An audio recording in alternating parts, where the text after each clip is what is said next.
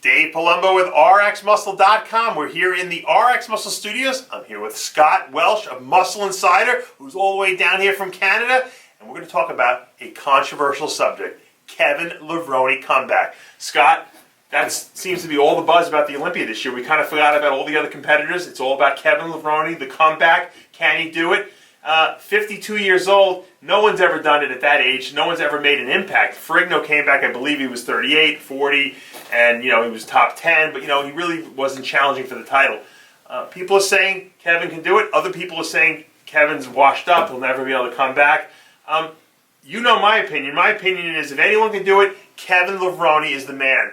But you seem to think that he's too old. He's been off for just too long. Let's not forget that in July he turns 53. And he hasn't been on stage for 13 years. Is it 53 or 52? We don't want to jack him up too much. Wikipedia right now is saying he's 51 right now. You were right. Okay. See this guy? You got to do. I don't want to bury the guy. We might by the end of the interview we'll say he's 60 years old. I know. You're totally right.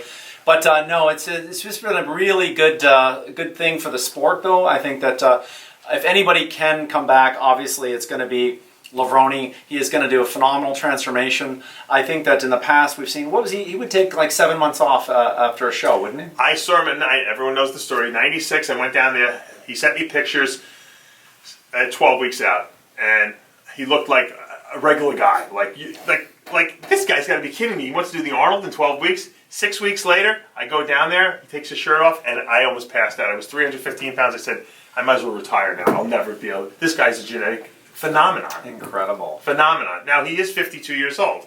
However, I've seen pictures of him. I haven't seen his legs, but I've seen pictures of his upper body, and the progress that he's making is, to me, mind-boggling. And I think because he's not injured, number one. Yeah. Number two, he took off a lot of time, so that's right. He let his body rest. He never was a guy who was constantly hitting the weights, so his joints are still good. I think if anyone can do it, he can do it. Now, I know we're talking about the Olympia here, but I know Kevin Levrone, and I talked to him on the phone. Kevin Levrone is not one to get up on stage if he's not going to look great. He's going to win. He's not going to impress anyone. He's going there to get that title that he never got. He definitely will have a good showing, but he is not going to win the overall. He's 5'9", so is Heath. Both are 5'9". Do you think that, what would you say that Heath's contest weight is? Would you say 255, 250? No, I think you're lying. I think it's like 240, okay. Maybe 242. I don't think he's any much more than that. Because I think if he comes in any bigger than that, I think it ruins his shape. Yes. I think Levrone, obviously he is a genetically elite person. Second place at his first Olympia. That was just incredible. And you know what? No one expected it. Here's a guy who lost the Junior Nationals, if you remember, to Paul DeMeo. Came back 4 months later, won the Nationals, beat DeMeo and Flex and all those guys, including Ronnie Coleman, who was in that lineup. Wins the Night of Champions, and then second place at his first Olympia. So this guy is a genetic phenomenon. When he's got his mind to the grindstone and he's training, and you got to remember, Kevin's not a pump trainer. He's in the gym benching 405. He's squatting 500 pounds now. He's deadlifting. That muscle comes back because he trains hard and it has memory, and we've seen him. Once he tore his pec the first time, he stopped training consistently in the gym because he was afraid, to be honest with you. That's what he told me. Yeah. And he started only training in preparation for shows. He started this time around way, way out from the Olympia. He's probably trained more days in a row now than he ever did during the prime of his career. Mm. I talked to Charles Glass yesterday about this exact same thing. The trouble we're going to look at is he's 40 plus now. Back when he did train, he was in his 30s. 50 plus. Yeah. 50 plus. He's past his 40s, and as Glass has seen with Sean Roden and Dexter, training these athletes that are in their 40s, the recuperation abilities aren't what they were. The joints, I do know that Kevin posted a great photo of seeing the X-ray of his joints and how his joints hadn't been degraded. But can he train with free weights, and will he have the knowledge? I don't know if he's working with any coaches, is he?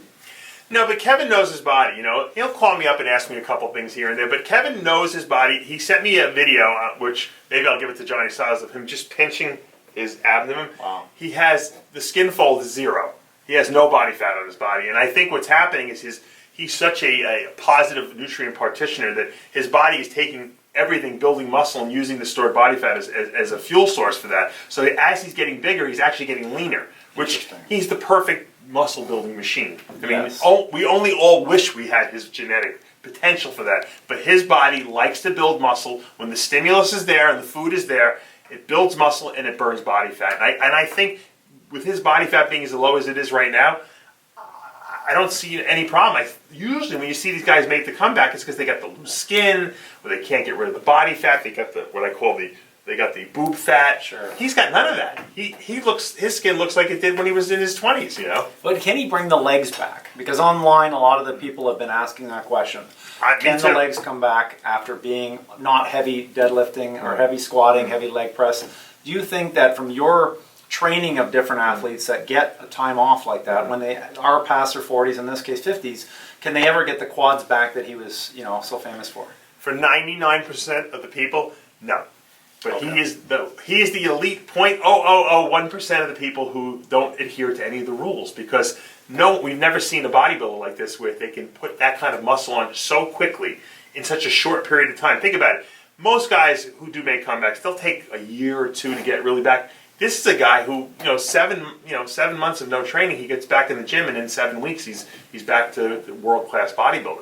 Yes. So we're dealing with something that we've never seen before. So it's I know it's easy for like a Dexter to say in his mind, he goes, I'm a genetic freak, but he goes, if I missed all this time, I'd never be able to make this kind of comeback. So he's thinking in his thought processes. I'm sure Phil Heath is saying, well, I'm 34 years old. There's no way this guy's going to beat me, right?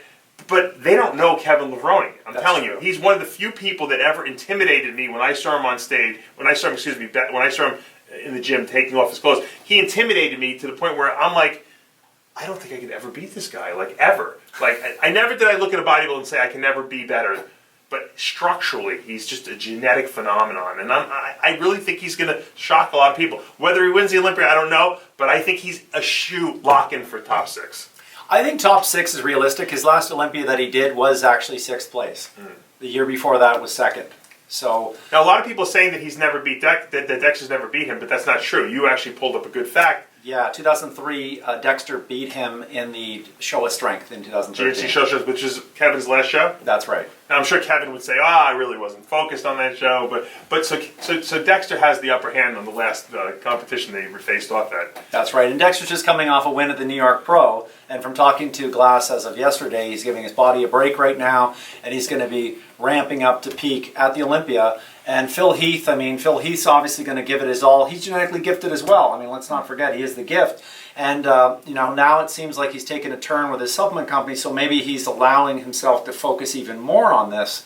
I sure hope so. The thing I like most about it, Dave, is this is going to invigorate bodybuilding. This is going to make it for people like you and I that exciting. are over 35. It's like when Ferrigno came back. That's right. And I think for the marketing of the Olympia, coupled with the Rocks production company, I think that this is going to get the 35-plus-year-old people that grew up to Levrone, and it's going to make it exciting for a change. Not to say it wasn't exciting, to make it even more exciting. The preliminary Olympia poster that came out was Phil Heath versus Kevin Levrone. We saw it. I thought it was brilliant by Robin Chang, whoever did it, because let's face it, that's going to sell tickets. That's right. Now, I know that Jackson, and I'm sure a couple of the other guys might have been felt slighted. Dexter's a former Mr. Olympia. He was 2nd last year. He's the winningest bodybuilder. Why aren't I on the poster? That's right. I mean, that's just an ego thing coming on. Now, do you think that was a poor move, or do you think it was a brilliant marketing move? I think it was a brilliant marketing move. We all like to root for the underdogs, obviously, but in my case, I'm betting on the favorite. You're going to be betting on the underdog. I'm not saying that Kevin's going to win the show. I'm saying that he's a very dangerous competitor and that people should fear him because he can win the show. Now, as far as the poster goes, I've seen them do multiple Olympia posters. I'm sure we'll see more incarnations. But as far as selling tickets, Heath Levrone. I mean, that doesn't get better than that, right? That's exactly right. And make sure you put the best Levrone picture you got on the poster, too. You know what I mean? Don't put something from the end of his career, put from his prime of his career, because that's what the fans want to see. The guys like me who grew up in the 90s, worshiping these guys, reading the magazines, we want to see Levrone up on that stage, and I want to see the Levrone from 1992, in my mind, up on that stage. And if Kevin can give us anything close to that, then I think it's worth the price of admission. Absolutely, and I think that Sean Ray is going to be eating his words when he sees his friend Levrone come back, build his supplement company up, build his social media up. And you know what's interesting isn't it incredible how fast Levrone's popularity has gained because of social media? Well, it's a brilliant marketing move. Like I said, even if Kevin doesn't do well on the stage, it's got to help his brand. and it's got to improve, I guess, sales for the supplement company, and just his, I always say if you're out of the sport for 2 years, you're irrelevant. That's right. Kevin made himself relevant again, so it was a brilliant marketing move, in addition to the fact that I know that Kevin really wants to win the Olympia. He's not doing this as a joke, and I think that's why it's going to be a successful run for him. And after all, as the wise Steve Blackman once said, why cut back? It doesn't pay. Why cut back? It doesn't pay. Why cut back? Why cut back?